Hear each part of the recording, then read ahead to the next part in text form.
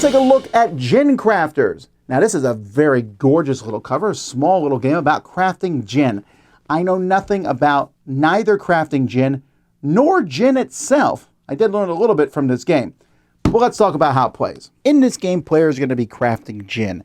And you're going to be doing it. Everyone's going to start with some 3 money here. And you're also going to start with some gin and some brand cards in your hand. Gin are things that you're going to create to get points. And the Gin Crafter brand cards are going to be essentially endgame scoring at the end of the game. Like this one says, if I have the most amount of gin distilled, I'm going to get 2 extra points. On a player's turn, they have 2 actions. And your actions can be simply just to work and get some money, take 3 money. But often it's going to be to buy cards. So you'll notice there are different cards out here. There are botanical cards and there are juniper berries. When you buy a botanical card, it's going to cost the amount that it shows here. And this is a little, I find this to be a little confusing. -1 means you pay 1 to do it. I wish it wasn't that way because that looks like a discount almost. But so I can pay 1 to take a blackberry or nutmeg. I can pay 2 to take a Japanese pepper or a lavender. I'll take the blackberry.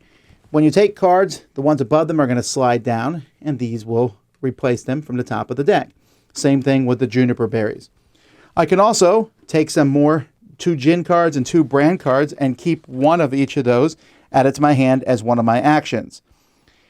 But the biggest action that you're going to do is you're going to do distillation. So whenever you decide to make one of the gin cards in your hand, you're going to look at that gin card and see the ingredients.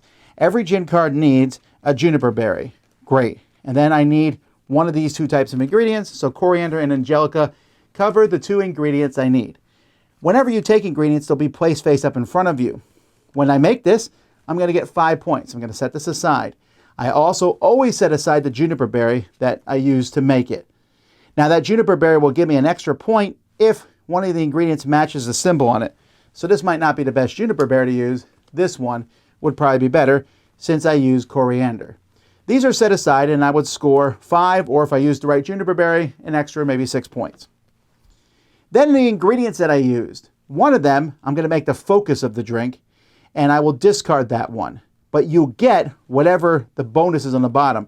This says give me a coin for each distilled gin card. This one says draw a botanical card from the deck. This one says receive 2 coins. This one says forfeit 2 victory points to take an extra action. So you pick the ingredient you lose, but then it's lost, and so you're going to have to fill up on more ingredients to do more. And of course, you're going to run out of juniper berries, so you need to take more of them. In fact, some gins are just multiple juniper berries. When you get points, you'll just move here along this point track. When you hit 10, you get a free inspiration action, which is drawing 2 of these and keeping 1, whether the brands or the gin. And once someone gets to 30, they win the game. Gin Crafters is a delightfully simple game.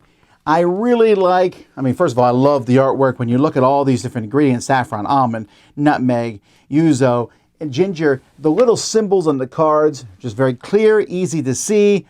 It's really nice at the bottom, the actions that you can take, the juniper berries, and really the game is, it's gonna move around pretty quickly. I'm taking some coins. I'm taking an ingredient.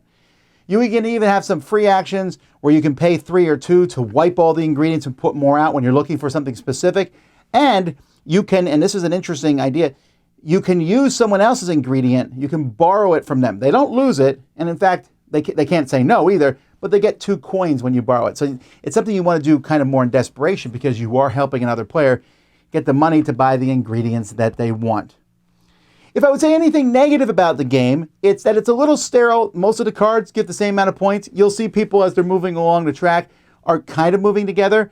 So you really got to watch your actions. And also the brand cards, which give you bonus points, near the end of the game on the very last turn, when someone gets a 30, they end the game, but these can add more points and make someone else go ahead and win. And so near the end of the game, this is kind of like the last action is people drawing these. And sometimes it's lucky because you'll draw one and go, the most amount of coins, 3 points. I happen to have the most amount of coins. So that's a little off, but that's my only small negative. I think the game is gorgeous. It's really easy to teach people. The theme is present and strong despite me not knowing anything about it. I understood it. Each player has a little card that shows them how to do everything. It just works really well. I like Gin Crafters. I'm giving it an 8 out of 10.